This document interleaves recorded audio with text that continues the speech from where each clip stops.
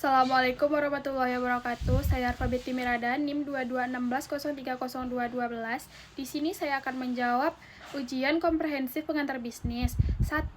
Jelaskan pihak-pihak dalam pengelolaan bisnis dan tujuan serta maksud bisnis. Pihak-pihak bisnis ada 4. Yang pertama itu pemilik modal, di mana pihak-pihak yang menyediakan dana sehingga kegiatan operasional dan aktivitas organisasi dapat berjalan dengan lancar. Yang kedua ada manajer, yaitu orang yang memiliki tanggung jawab untuk menjalankan dan mengelola organisasi bisnis sehingga akan mencapai tujuan yang direncanakan oleh pemilik modal. Yang ketiga ada tenaga kerja, di mana orang yang mengelola proses produksi perusahaan untuk memenuhi kebutuhan dan keinginan konsumen akan produk yang berkualitas. Terakhir, ada konsumen, yaitu pengguna atau pembeli produk yang dihasilkan oleh organisasi bisnis. Yang kedua, ada tujuan bisnis. Pertama itu pemenuhan kebutuhan dan keinginan konsumen. Yang kedua, keuntungan usaha. Selanjutnya, pertumbuhan dan perkembangan yang berkelanjutan. Yang keempat, mengatasi risiko. Dan yang kelima, tanggung jawab sosial. Maksud bisnis itu tersendiri yaitu untuk memenuhi kebutuhan masyarakat konsumen. Yang kedua, jelaskan tingkatan partisipasi bisnis beserta contohnya. Ada 4. Yang pertama, domestik, yang mana organisasi bisnis terbatas pada lingkungan lokal dan belum memasuki pasar luar negeri sehingga masih terbatas dalam satu negara. Contohnya, perusahaan air minum daerah atau PDAM. Yang kedua ada internasional, yaitu seiring perkembangan usaha dan mulai jenuhnya pasar domestik sebagai akibat ketatnya persaingan. Organisasi bisnis dapat memperluas pangsa pasar negara lain, yaitu memasuki pasar internasional. Contohnya PT Indofood yang mengekspor mie instan ke berbagai negara. Yang ketiga yaitu ada multinasional, di mana perusahaan internasional yang membangun pabrik di luar negeri akan memasuki fase perusahaan multinasional jika dia memiliki sejumlah pabrik di berbagai negara dengan berbagai negara yang berbeda. Tujuannya untuk memaksimalkan perpaduan biaya produksi yang murah dengan biaya distribusi yang murah. Contohnya Samsung yang memproduksi barang Korea di Vietnam dan India.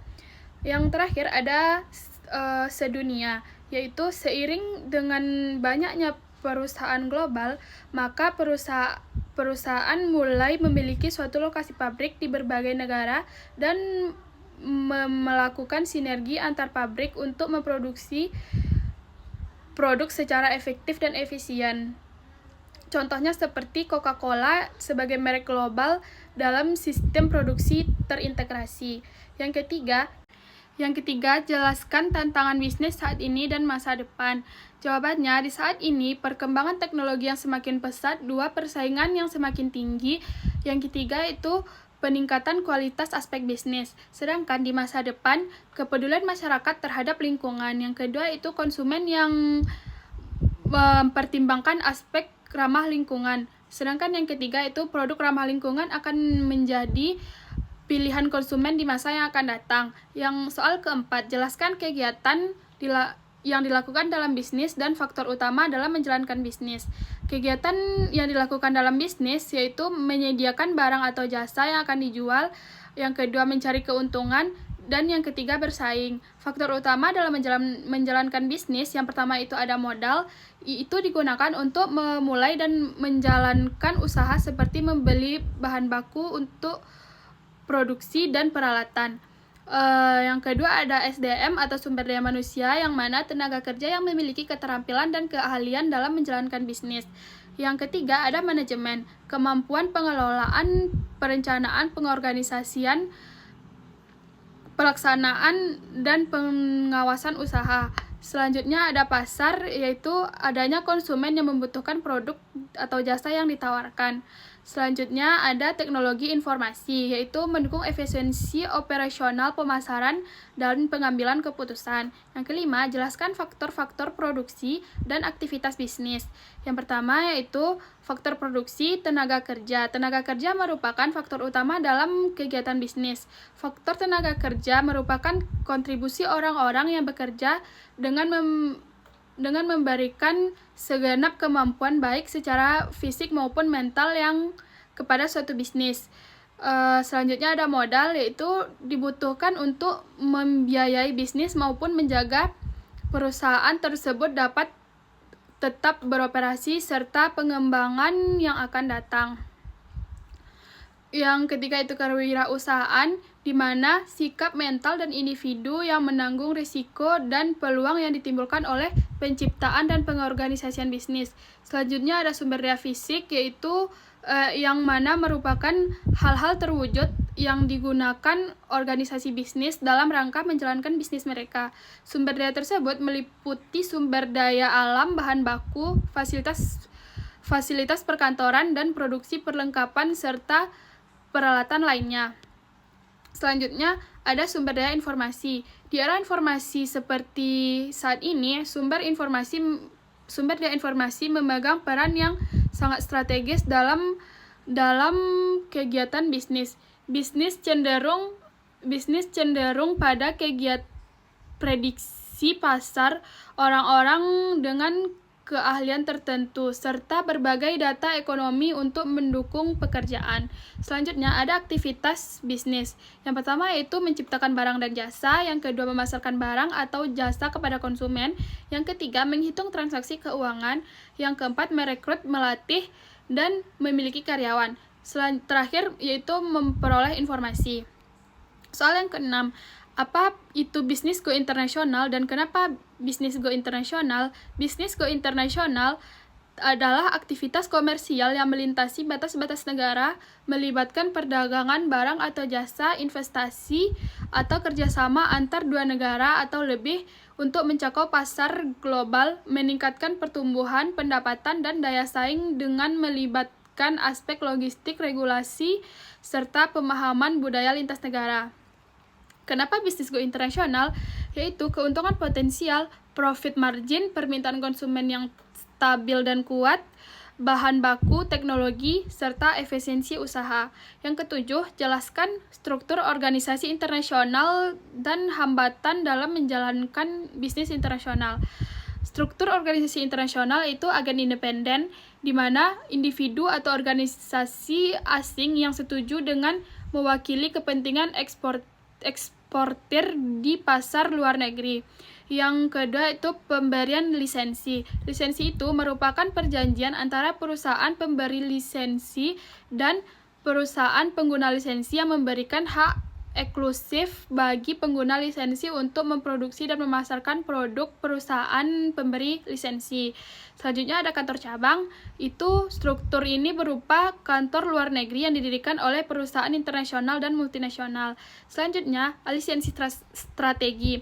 Dalam struktur ini, perusahaan menemukan sekutu atau partner asing yang menyumbang sejumlah sumber daya yang diperlakukan untuk mendirikan bisnis baru di negara sekutu tersebut. Yang selanjutnya itu investasi langsung dari luar negeri, di mana perusahaan dapat melakukan investasi langsung di luar negeri dengan cara membeli atau mendirikan aset yang berwujud di negara lain. Contohnya dilakukannya Disney dengan membangun taman bermain di Hong Kong dan Volkswagen yang membangun pabrik baru di Brazil. Selanjutnya ada hambatan dalam menjalankan bisnis internasional, yaitu perbedaan sosial dan budaya, perbedaan ekonomi, perbedaan hukum dan politik, seperti kuota, tarif dan subsidi, hukum kandungan lokal, hukum praktik bisnis. Soal ke-8, jelaskan bentuk-bentuk organisasi bisnis dan ekspensasi bisnis. Jawabannya, bentuk-bentuk organisasi bisnis yang pertama itu ada badan usaha perorangan, di mana suatu usaha yang kepemilikan dan pengelolaannya dilakukan oleh individu. Selanjutnya ada persekutuan, itu merupakan suatu usaha bisnis yang memiliki 2 orang atau lebih untuk memperoleh keuntungan bisnis secara bersama. Bentuk persekutuan itu seperti firma, persekutuan komanditer, dan perseroan terbatas. Selanjutnya ada ekspansi bisnis, yaitu penggabungan atau merger, di mana penggabungan 2 atau beberapa perusahaan menjadi satu. Perusahaan dapat melakukan merger yang bersifat merger vertikal maupun merger horizontal. Selanjutnya akuisisi. Akuisisi itu yaitu pembelian suatu perusahaan oleh perusahaan lain atau investor dengan tujuan memperkuat dukungan terhadap perusahaan yang sudah ada. Selanjutnya yaitu pemilihan secara paksa, di mana pengembangan usaha juga dapat dilakukan dengan pengambilan paksa suatu bisnis yang dilakukan dengan cara melakukan penawaran atau saham di pasar modal yang ada sehingga harganya naik. Selanjutnya yaitu leverage buyout. Itu pengembangan usaha dengan cara membeli usaha orang lain dengan menggunakan pinjaman dana atau hutang. Selanjutnya, jelaskan keterlibatan bisnis internasional. Yang pertama itu eksportir dan importir. Eksportir itu perusahaan yang mendistribusikan dan menjual produk-produk kepada satu negara atau lebih kepada satu atau lebih negara asing. Sedangkan importir produk-produk yang di pasar luar negeri dengan tujuan dijual kembali di negaranya. Selanjutnya ada perusahaan internasional, yaitu perusahaan mendapat pengalaman dan berhasil sebagai eksportir dan importir. Mereka juga berpindah ke level keterlibatan berikutnya sebagai perusahaan internasional. Perusahaan ini menjalankan sebagai besar bisnisnya di negara-negara asing. Yang terakhir yaitu perusahaan multinasional, di mana level keterlibatan tertinggi yang dapat memilih perusahaan. Perusahaan multinasional merancang, memproduksi, dan memasarkan produk-produk di banyak negara. Contohnya multinasional adalah IBM, Nestle, dan Ford ExxonMobil. Soal yang ke-10, jelaskan kepemilikan bisnis dan contohkan dengan detail. Jawabannya itu kepemilikan bisnis adalah bentuk hak kepemilikan dan pengendalian usaha yang menentukan siapa pemilik bisnis, bagaimana pengelolaannya, serta siapa yang menanggung keuntungan dan risiko usaha. Selanjutnya, ada jenis-jenis kepemilikan bisnis dan contohnya. Yang pertama yaitu perseorangan. Itu adalah usaha yang dimiliki dan dikelola oleh satu orang. Pemilik memiliki kendali penuh. Contohnya warung makan milik pribadi dan barbershop. Selanjutnya ada persekutuan, yaitu usaha yang dimiliki oleh dua orang atau lebih dalam perjanjian kerjasama untuk berbagi modal dan keuntungan serta risiko. Contohnya firma akuntan dan kantor notaris. Yang ketiga ada perseorangan terbatas atau PT. Itu usaha yang berbadan hukum dan kepemilikannya terbagi dalam bentuk saham. Pemilik saham bertanggung jawab sebesar-besarnya modal yang ditanamkan. Contohnya PT Telkom Indonesia dan PT Unilever Indonesia. Selanjutnya ada koperasi, yaitu usaha yang dimiliki dan dikelola oleh anggota dengan tujuan meningkatkan kesejahteraan bersama berdasarkan asas kekeluargaan. Contohnya koperasi simpan pinjam dan koperasi sekolah. Terakhir ada BUMN atau badan usaha milik negara, yaitu usaha yang kepemilikannya sebagian atau seluruhnya dimiliki oleh negara dan dikelola untuk kepentingan umum serta keuntungan. Contohnya PT Pertamina dan PT PLN. Soal ke-11, jelaskan apa itu bisnis kecil atau small business dan contohnya. Small business atau bisnis kecil itu adalah kegiatan ekonomi rakyat yang berskala kecil dan memenuhi kriteria kekayaan bersih atau hasil penjualan tahunan seperti kepemilikan sebagaimana diatur dalam undang-undang. Contohnya usaha warung makan atau UMKM kuliner. Pemiliknya perseorangan, modalnya terbatas, kegiatannya memasak dan menjual makanan sehari-hari. Pasarnya masyarakat sekitar, contohnya warung nasi, angkringan, ataupun kedai kopi kecil atau warung kopi. Soal ke-12, jelaskan keberhasilan dan kegagalan bisnis kecil. Yang pertama itu keberhasilannya bisa dilihat dari kerja keras, dorongan, dan dedikasi.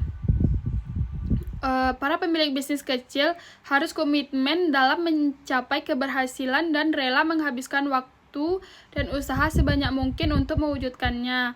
Selanjutnya ada peminatan pasar akan produk atau jasa yang disediakan. Analisis yang cermat terhadap kondisi pasar dapat membantu para pemilik bisnis kecil melihat kembali kemungkinan penerimaan produk mereka di pasar. Selanjutnya ada kompetensi manajerial, di mana para pemilik bisnis berhasil mungkin mendapatkan kompetensi melalui pelatihan atau pengalaman atau dengan belajar dari keahlian orang lain. Selanjutnya ada keberuntungan, kegagalan manajerial yang tidak kompeten atau tidak berpengalaman. Dan juga ada kurangnya perhatian, sistem pengawasan yang lemah serta kurangnya modal. Soal ke-13, jelaskan langkah-langkah kegiatan bisnis dalam proses perencanaan. Yang pertama yaitu pemilihan jenis produk dan perencanaan produk, di mana sebelum seorang produsen atau perusahaan tertentu melakukan kegiatan, biasanya terlebih dahulu memilih jenis barang atau jasa yang akan dihasilkannya. Selanjutnya ada perencanaan lokasi bisnis. Lokasi sangat penting bagi perusahaan karena mempengaruhi kedudukan perusahaan dalam persaingan dan membentuk kelangsungan hidup perusahaan tersebut. Terakhir ada perencanaan jumlah produksi, di mana setiap perusahaan harus merencanakan sejauh mana tingkat aktivitasnya supaya tidak terlalu besar maupun kecil. 14 yaitu jelaskan daur hidup atau produk life cycle. Daur hidup produk menunjukkan siklus kehidupan produk sejak dikenalkan, dikembangkan di pasar, sampai titik di mana tidak dikehendaki oleh konsumen. Adapun tahapannya yaitu tahap perkenalan, yaitu kita memperkenalkan produk kepada konsumen dengan mempromosikannya. Yang kedua itu pertumbuhan. Pertumbuhan ini kita menambah menu baru ataupun memperbagus bisnis kita. Selanjutnya itu ada kedewasaan, di mana banyaknya pesaing, maka kita harus memiliki inovasi baru untuk mengatasi pesaing tersebut. Selanjutnya juga ada decline atau penurunan, di mana itu terjadi akibat penurunan selera konsumen. Maka kita harus melakukan inovasi lagi, dan mungkin kita juga bisa melakukan renovasi tempat produksi. Yang ke-15, jelaskan perencanaan lokasi bisnis dan jumlah produksi.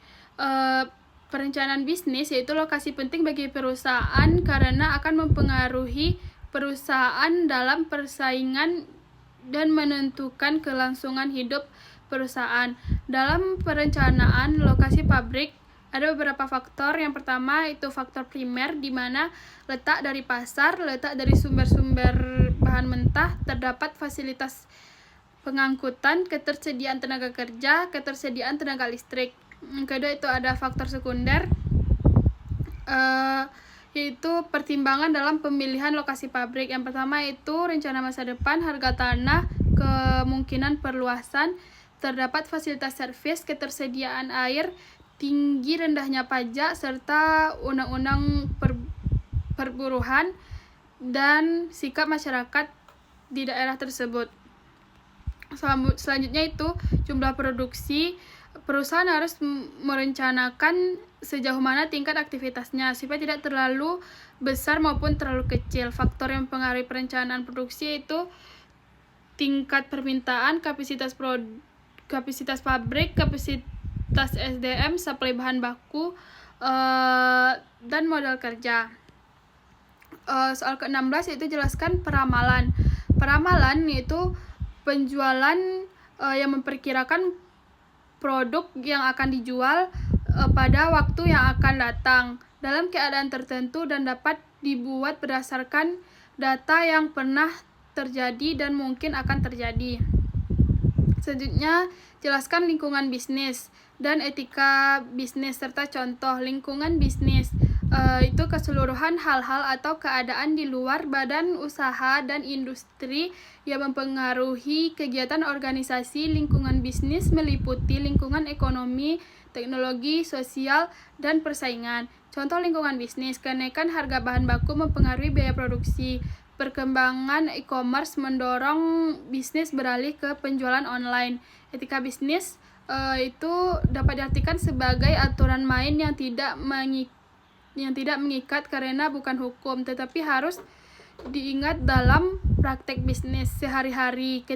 Etika bisnis dapat menjadi batasan bagi aktivitas bisnis yang dijalankan. Contoh etika bisnis yaitu menyampaikan informasi produk secara jujur, tidak mengurangi timbangan atau kualitas barang, membayar gaji karyawan tepat waktu. Soal ke-18, jelaskan fungsi 5 kekuatan persaingan yang dikembangkan oleh Michael E. Porter. Persaingan di antara perusahaan yang sudah ada, di antara perusahaan yang sudah ada pada industri terjadi karena mereka berebut posisi dengan menggunakan strategi seperti persaingan harga, introduksi produk, maupun perang iklan. Yang kedua ada ancaman atau masuknya pendatang baru. Produsen baru dapat membahayakan perusahaan yang telah ada karena besar kecilnya ancaman masuk pendatang baru akan tergantung pada rintangan masuk serta reaksi dari perusahaan yang sudah ada. Masuknya produk substitusi, tekanan persaingan akibat adanya produk pengganti semakin bertambah ketika harga produk pengganti relatif murah dan biaya konsumen untuk beralih ke produk pun rendah. Selanjutnya ada kekuatan tawar pemasok. Pemasok dapat memanfaatkan kekuatan tawar-menawar kepada anggota industri dengan menaikkan harga dan menurunkan kualitas barang dan jasa yang akan dijual. Selanjutnya ada kekuatan tawar pembeli, di mana ketika pelanggan terkonsentrasi atau jumlah besar untuk membeli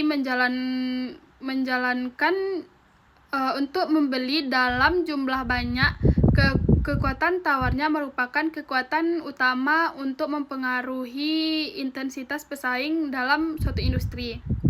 Soal yang ke-19, jelaskan kegiatan utama dalam bisnis dan fungsi dasar bisnis. Kegiatan utama dalam bisnis. Dalam bisnis pada hakikatnya merupakan rangkaian aktivitas yang dilakukan oleh perusahaan untuk menciptakan nilai atau value creation melalui penyediaan barang atau jasa. Gunanya memenuhi kebutuhan konsumen serta memperoleh keuntungan secara umum. Kegiatan utama bisnis meliputi 3 tahapan, yaitu kegiatan produksi, distribusi, dan konsumsi. Kegiatan produksi yaitu aktivitas mengolah faktor-faktor produksi seperti sumber alam, tenaga kerja, modal, kewirausahaan menjadi barang atau jasa yang memiliki nilai guna konsumen. Yang kedua ada kegiatan distribusi, yaitu aktivitas menyalurkan barang atau jasa dari produsen kepada konsumen. Yang ketiga itu kegiatan konsumsi, di mana aktivitas penggunaan barang atau jasa oleh konsumen untuk memenuhi kebutuhan dan keinginannya. Fungsi dasar bisnis yaitu fungsi produksi dan operasi, di mana fungsi yang bertanggung jawab atas proses penciptaan barang dan jasa. Fungsi mencakup proses produksi, pengendalian kualitas, pengelolaan bahan baku, serta efisiensi proses kerja. Yang kedua itu fungsi pemasaran, di mana fungsi yang berkaitan dengan upaya mengenali kebutuhan konsumen, menentukan strategi produk, harga, promosi, dan distribusi. Pemasaran berperan penting dalam dalam menjembatani perusahaan dengan pasar serta menciptakan kepuasan pelanggan. Selanjutnya yaitu fungsi keuangan, di mana fungsi yang mengelola sumber daya keuangan perusahaan, termasuk pengelolaan dana, penggunaan dana, serta pengendalian keuangan. Fungsi keuangan bertujuan menjaga stabilitas keuangan dan menjamin kelangsungan usaha. Selanjutnya ada fungsi SDM, di mana mengelola tenaga kerja mulai dari perencanaan, rekrutmen, pelatihan, pengembangan, hingga penilaian kerja. Selanjutnya ada fungsi manajemen, mencakup kegiatan perencanaan, pengorganisasian, pengarahan, dan pengendalian seluruh sumber daya perusahaan. Fungsi manajemen berperan sebagai penggerak utama agar seluruh fungsi bisnis berjalan dengan lancar. Yang ke-20, jelaskan analisis tren dalam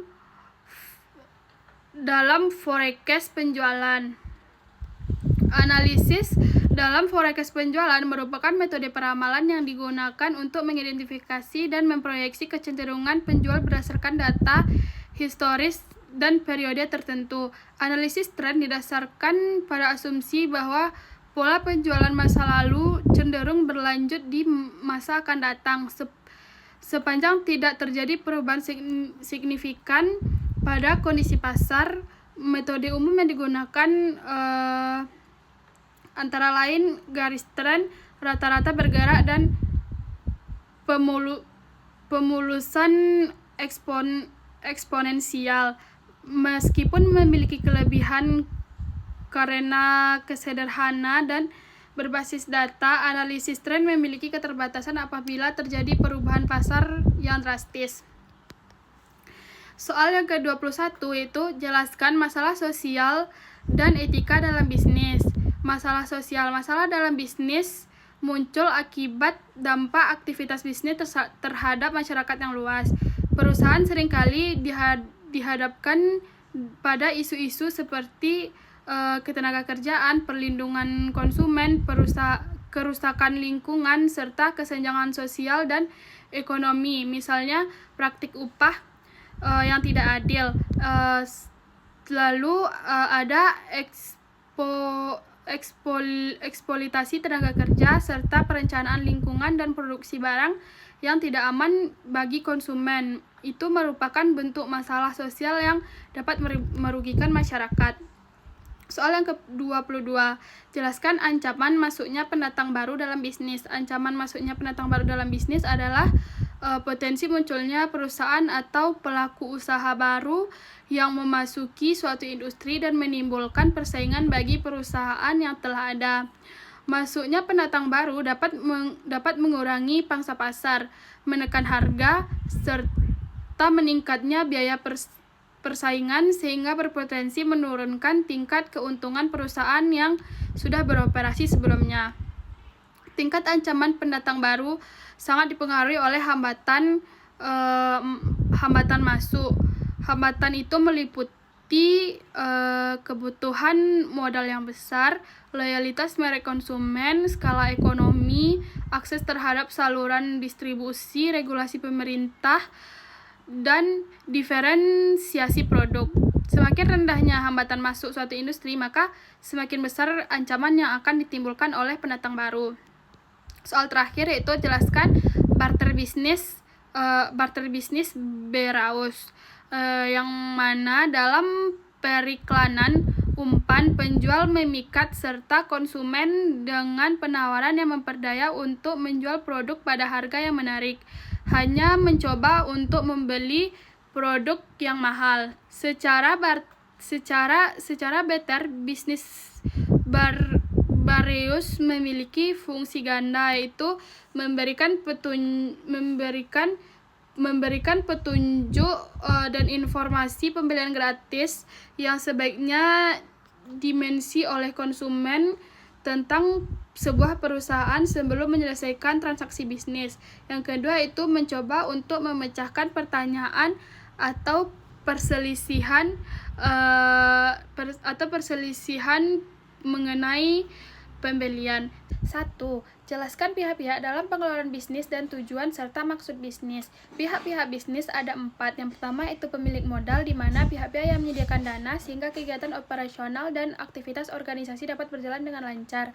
Yang kedua ada manajer, yaitu orang yang memiliki tanggung jawab untuk menjalankan dan mengelola organisasi bisnis sehingga akan mencapai tujuan yang direncanakan oleh pemilik modal. Yang ketiga ada tenaga kerja, di mana orang yang mengelola proses produksi perusahaan untuk memenuhi kebutuhan dan keinginan konsumen akan produk yang berkualitas. Terakhir, ada konsumen, yaitu pengguna atau pembeli produk yang dihasilkan oleh organisasi bisnis. Yang kedua, ada tujuan bisnis. Pertama itu pemenuhan kebutuhan dan keinginan konsumen. Yang kedua, keuntungan usaha. Selanjutnya, pertumbuhan dan perkembangan yang berkelanjutan. Yang keempat, mengatasi risiko. Dan yang kelima, tanggung jawab sosial. Maksud bisnis itu tersendiri yaitu untuk memenuhi kebutuhan masyarakat konsumen. Yang kedua, jelaskan tingkatan partisipasi bisnis beserta contohnya. Ada 4. Yang pertama, domestik, yang mana organisasi bisnis terbatas pada lingkungan lokal dan belum memasuki pasar luar negeri sehingga masih terbatas dalam satu negara. Contohnya, perusahaan air minum daerah atau PDAM.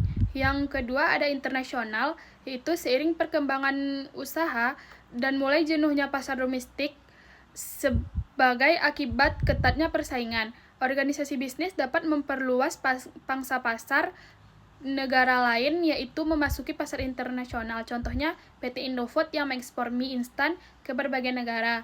Yang ketiga itu ada multinasional, di mana perusahaan internasional yang membangun pabrik di luar negeri akan memasuki fase perusahaan multinasional jika dia memiliki sejumlah pabrik di berbagai negara dengan berbagai negara yang berbeda.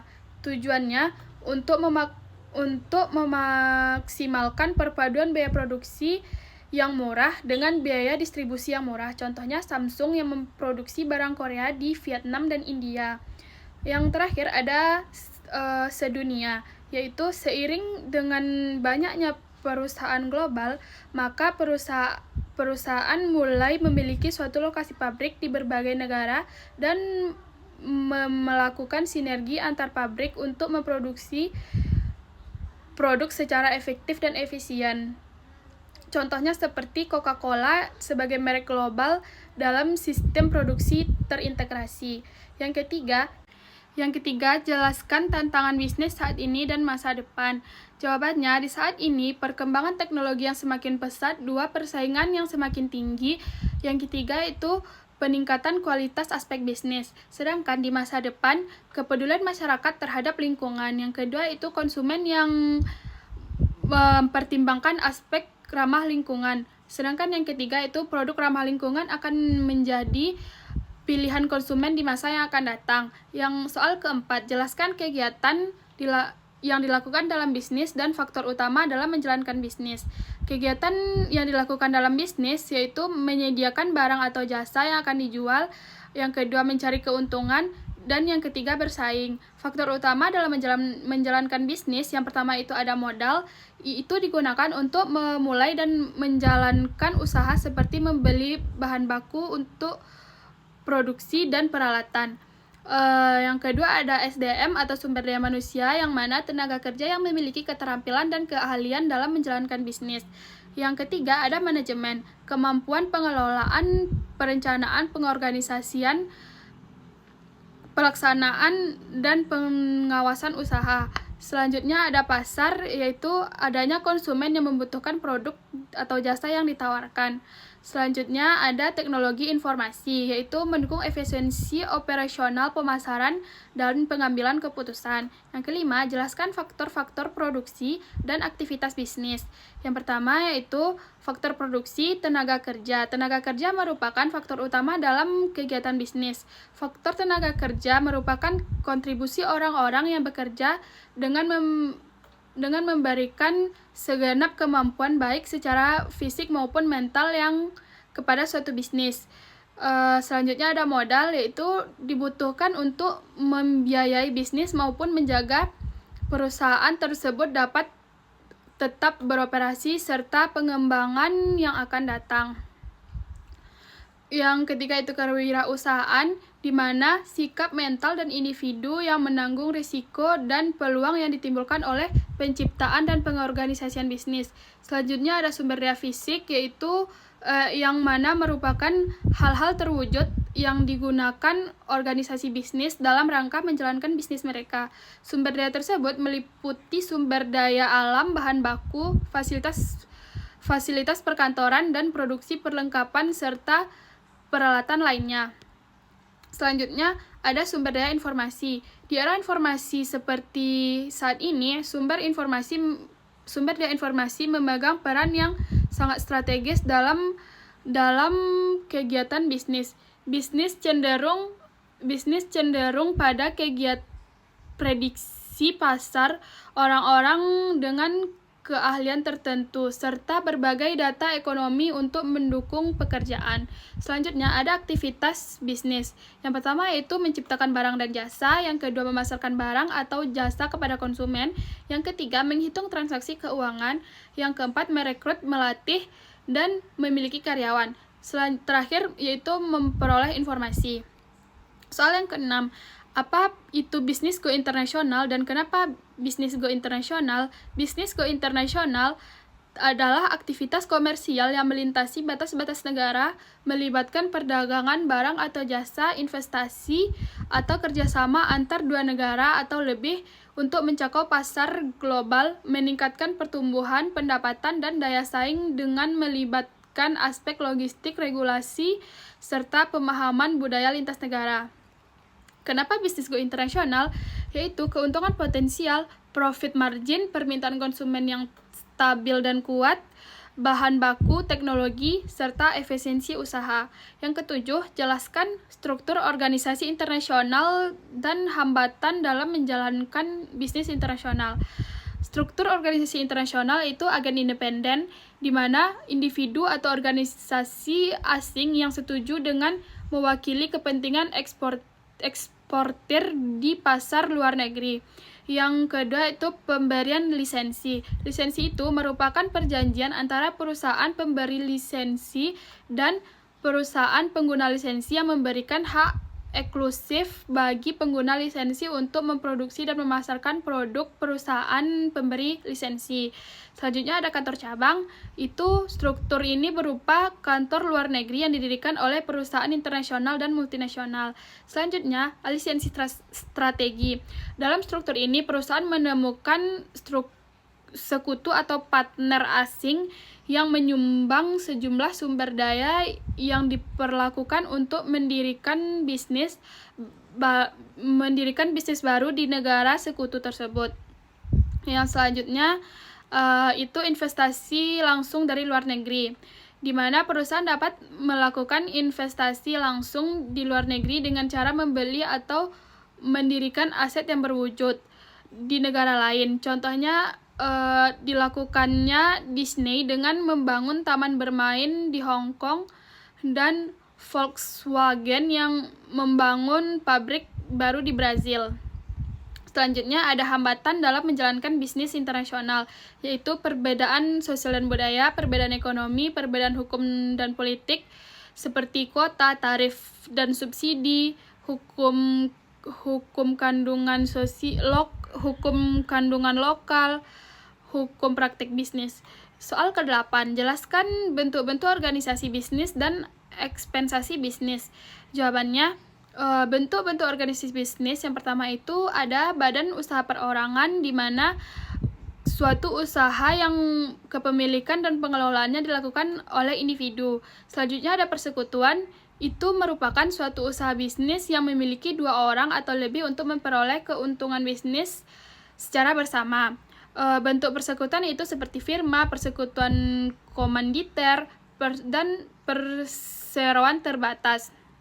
Selanjutnya ada ekspansi bisnis, yaitu penggabungan atau merger, di mana penggabungan 2 atau beberapa perusahaan menjadi satu. Perusahaan dapat melakukan merger yang bersifat merger vertikal maupun merger horizontal.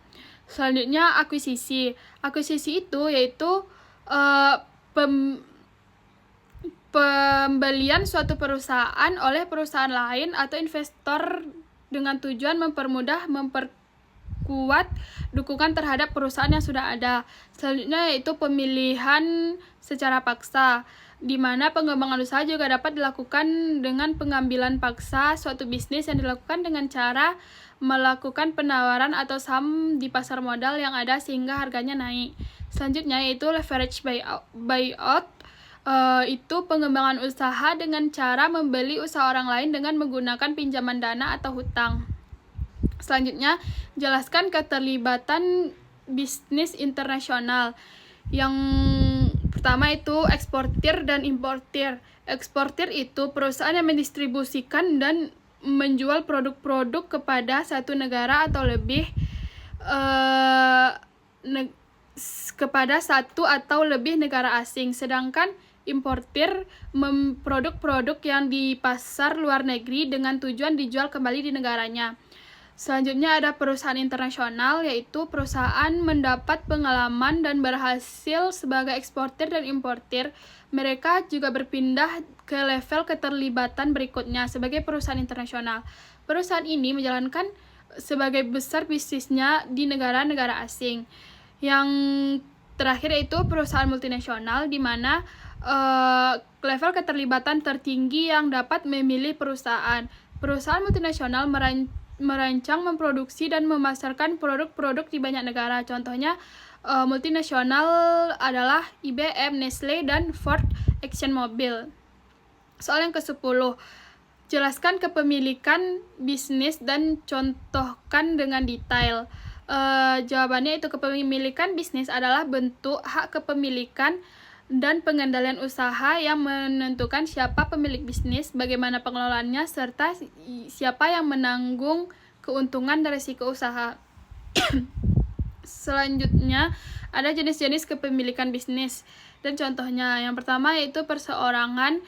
Itu adalah usaha yang dimiliki dan dikelola oleh satu orang pemilik, memiliki kendali penuh. Contohnya warung makan milik pribadi dan barbershop. Selanjutnya ada persekutuan, yaitu usaha yang dimiliki oleh dua orang atau lebih dalam perjanjian kerjasama untuk berbagi modal dan keuntungan serta risiko. Contohnya firma akuntan dan kantor notaris. Yang ketiga ada perseorangan terbatas atau PT. Itu usaha yang berbadan hukum dan kepemilikannya terbagi dalam bentuk saham. Pemilik saham bertanggung jawab sebesar-besarnya modal yang ditanamkan. Contohnya PT Telkom Indonesia dan PT Unilever Indonesia. Selanjutnya ada koperasi, yaitu usaha yang dimiliki dan dikelola oleh anggota dengan tujuan meningkatkan kesejahteraan bersama berdasarkan asas kekeluargaan. Contohnya koperasi simpan pinjam dan koperasi sekolah. Terakhir ada BUMN atau badan usaha milik negara, yaitu usaha yang kepemilikannya sebagian atau seluruhnya dimiliki oleh negara dan dikelola untuk kepentingan umum serta keuntungan. Contohnya PT Pertamina dan PT PLN. Soal ke-11, jelaskan apa itu bisnis kecil atau small business dan contohnya. Small business atau bisnis kecil itu adalah kegiatan ekonomi rakyat yang berskala kecil dan memenuhi kriteria kekayaan bersih atau hasil penjualan tahunan seperti kepemilikan sebagaimana diatur dalam undang-undang. Contohnya usaha warung makan atau UMKM kuliner. Pemiliknya perseorangan, modalnya terbatas, kegiatannya memasak dan menjual makanan sehari-hari. Pasarnya masyarakat sekitar, contohnya warung nasi, angkringan, ataupun kedai kopi kecil atau warung kopi. Soal ke-12, jelaskan keberhasilan dan kegagalan bisnis kecil. Yang pertama itu keberhasilannya bisa dilihat dari kerja keras, dorongan, dan dedikasi. Para pemilik bisnis kecil harus komitmen dalam mencapai keberhasilan dan rela menghabiskan waktu waktu dan usaha sebanyak mungkin untuk mewujudkannya. Selanjutnya ada peminatan pasar akan produk atau jasa yang disediakan. Analisis yang cermat terhadap kondisi pasar dapat membantu para pemilik bisnis kecil melihat kembali kemungkinan penerimaan produk mereka di pasar. Selanjutnya ada kompetensi manajerial, di mana para pemilik bisnis berhasil mungkin mendapatkan kompetensi melalui pelatihan atau pengalaman atau dengan belajar dari keahlian orang lain. Selanjutnya ada keberuntungan, kegagalan manajerial yang tidak kompeten atau tidak berpengalaman, dan juga ada kurangnya perhatian, sistem pengawasan yang lemah serta kurangnya modal. Soal ke-13, jelaskan langkah-langkah kegiatan bisnis dalam proses perencanaan. Yang pertama yaitu pemilihan jenis produk dan perencanaan produk, di mana sebelum seorang produsen atau perusahaan tertentu melakukan kegiatan, biasanya terlebih dahulu memilih jenis barang atau jasa yang akan dihasilkannya. Selanjutnya ada perencanaan lokasi bisnis. Lokasi sangat penting bagi perusahaan karena mempengaruhi kedudukan perusahaan dalam persaingan dan membentuk kelangsungan hidup perusahaan tersebut. Terakhir ada perencanaan jumlah produksi, di mana setiap perusahaan harus merencanakan sejauh mana tingkat aktivitasnya supaya tidak terlalu besar maupun kecil. 14 yaitu jelaskan daur hidup atau produk life cycle.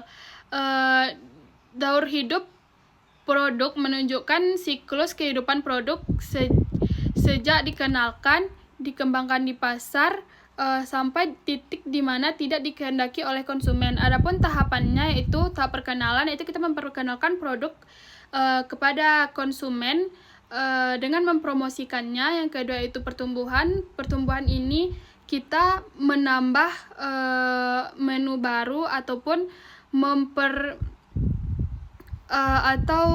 memperbagus bisnis kita.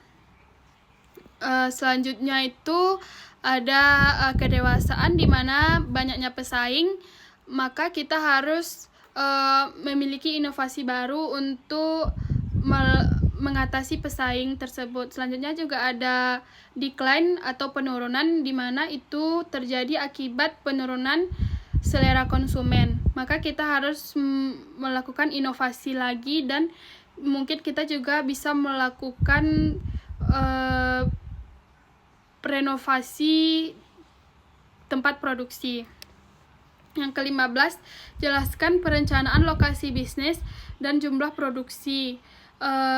Perencanaan bisnis yaitu lokasi penting bagi perusahaan karena akan mempengaruhi perusahaan dalam persaingan dan menentukan kelangsungan hidup perusahaan. Dalam perencanaan lokasi pabrik ada beberapa faktor. Yang pertama itu faktor primer, di mana letak dari pasar, letak dari sumber-sumber bahan mentah, terdapat fasilitas pengangkutan, ketersediaan tenaga kerja, ketersediaan tenaga listrik. Yang kedua itu ada faktor sekunder, yaitu pertimbangan dalam pemilihan lokasi pabrik. Yang pertama itu rencana masa depan, harga tanah, kemungkinan perluasan, terdapat fasilitas servis, ketersediaan air, tinggi rendahnya pajak, serta undang-undang perburuhan, dan sikap masyarakat di daerah tersebut. Selanjutnya itu jumlah produksi. Perusahaan harus merencanakan sejauh mana tingkat aktivitasnya supaya tidak terlalu besar maupun terlalu kecil. Faktor yang mempengaruhi perencanaan produksi itu tingkat permintaan, kapasitas pabrik, kapasitas SDM, suplai bahan baku, dan modal kerja. Soal ke-16 yaitu jelaskan peramalan.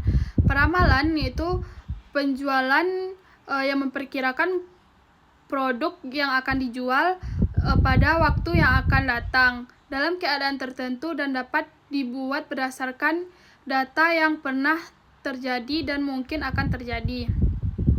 Selanjutnya, jelaskan lingkungan bisnis dan etika bisnis serta contoh lingkungan bisnis. Itu keseluruhan hal-hal atau keadaan di luar badan usaha dan industri yang mempengaruhi kegiatan organisasi. Lingkungan bisnis meliputi lingkungan ekonomi, teknologi, sosial, dan persaingan. Contoh lingkungan bisnis, kenaikan harga bahan baku mempengaruhi biaya produksi. Perkembangan e-commerce mendorong bisnis beralih ke penjualan online. Etika bisnis itu dapat diartikan sebagai aturan main yang tidak mengikat karena bukan hukum, tetapi harus diingat dalam praktek bisnis sehari-hari.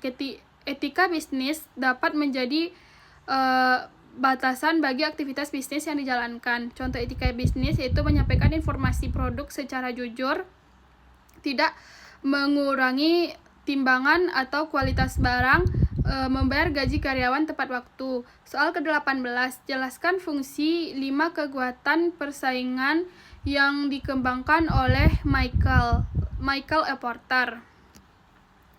Persaingan di antara perusahaan yang sudah ada, di antara perusahaan yang sudah ada pada industri terjadi karena mereka berebut posisi dengan menggunakan strategi seperti persaingan harga, introduksi produk, maupun perang iklan. Yang kedua ada ancaman atau masuknya pendatang baru. Produsen baru dapat membahayakan perusahaan yang telah ada karena besar kecilnya ancaman masuk pendatang baru akan tergantung pada rintangan masuk serta reaksi dari perusahaan yang sudah ada. Masuknya produk substitusi, tekanan persaingan akibat adanya produk pengganti semakin bertambah ketika harga produk pengganti relatif murah dan biaya konsumen untuk beralih ke produk pun rendah. Selanjutnya ada kekuatan tawar pemasok. Pemasok dapat memanfaatkan kekuatan tawar-menawar kepada anggota industri dengan menaikkan harga dan menurunkan kualitas barang dan jasa yang akan dijual.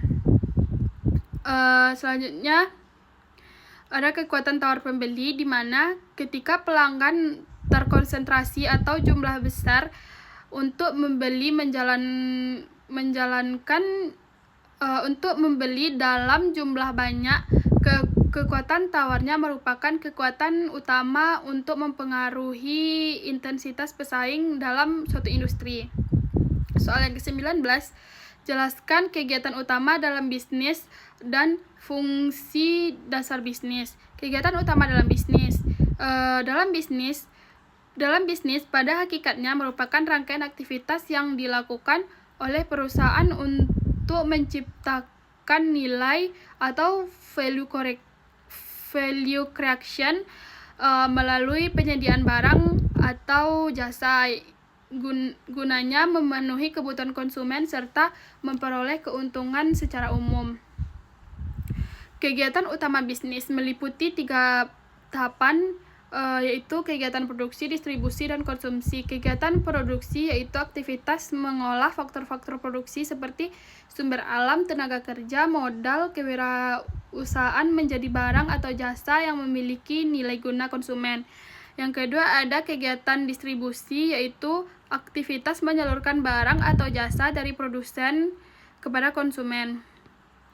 Yang ketiga itu kegiatan konsumsi, di mana aktivitas penggunaan barang atau jasa oleh konsumen untuk memenuhi kebutuhan dan keinginannya. Fungsi dasar bisnis yaitu fungsi produksi dan operasi, di mana fungsi yang bertanggung jawab atas proses penciptaan barang dan jasa. Fungsi mencakup proses produksi, pengendalian kualitas, pengelolaan bahan baku, serta efisiensi proses kerja. Yang kedua itu fungsi pemasaran, di mana fungsi yang berkaitan dengan upaya mengenali kebutuhan konsumen, menentukan strategi produk, harga, promosi, dan distribusi. Pemasaran berperan penting dalam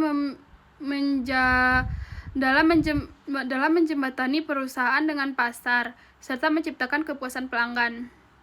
Selanjutnya yaitu fungsi keuangan, di mana fungsi yang mengelola sumber daya keuangan perusahaan, termasuk pengelolaan dana, penggunaan dana, serta pengendalian keuangan.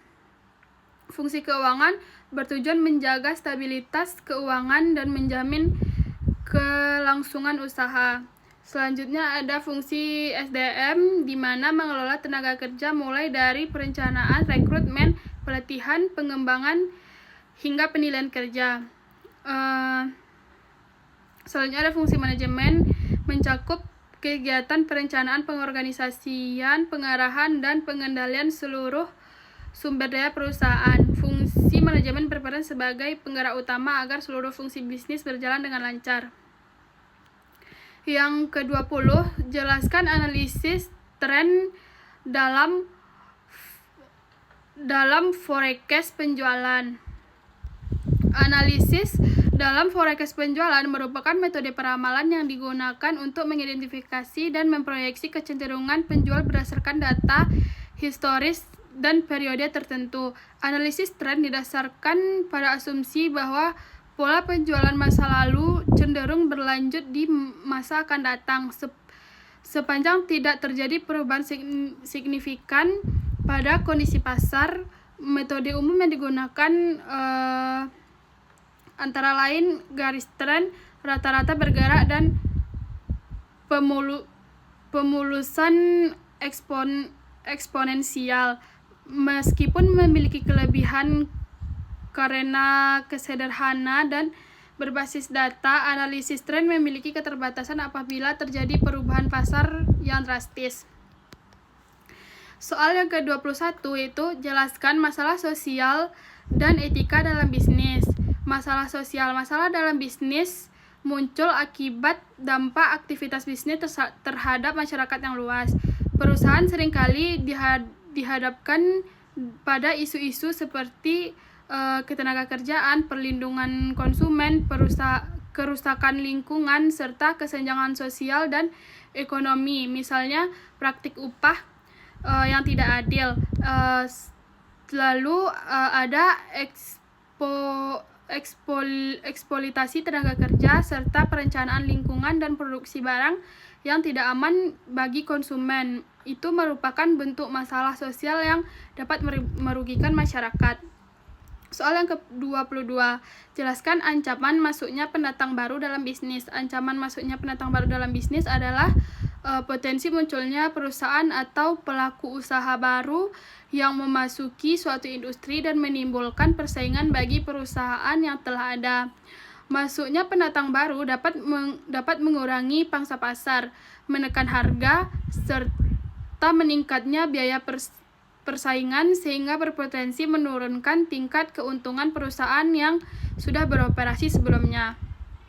Tingkat ancaman pendatang baru sangat dipengaruhi oleh hambatan masuk. Hambatan itu meliputi kebutuhan modal yang besar, loyalitas merek konsumen, skala ekonomi, akses terhadap saluran distribusi, regulasi pemerintah, dan diferensiasi produk. Semakin rendahnya hambatan masuk suatu industri, maka semakin besar ancaman yang akan ditimbulkan oleh pendatang baru. Soal terakhir yaitu jelaskan barter bisnis Beraus, yang mana dalam periklanan umpan penjual memikat serta konsumen dengan penawaran yang memperdaya untuk menjual produk pada harga yang menarik, hanya mencoba untuk membeli produk yang mahal. Secara better bisnis Beraus memiliki fungsi ganda, yaitu memberikan petunjuk dan informasi pembelian gratis yang sebaiknya dimensi oleh konsumen tentang sebuah perusahaan sebelum menyelesaikan transaksi bisnis. Yang kedua itu mencoba untuk memecahkan pertanyaan atau perselisihan mengenai pembelian. Sekian, assalamualaikum warahmatullahi wabarakatuh.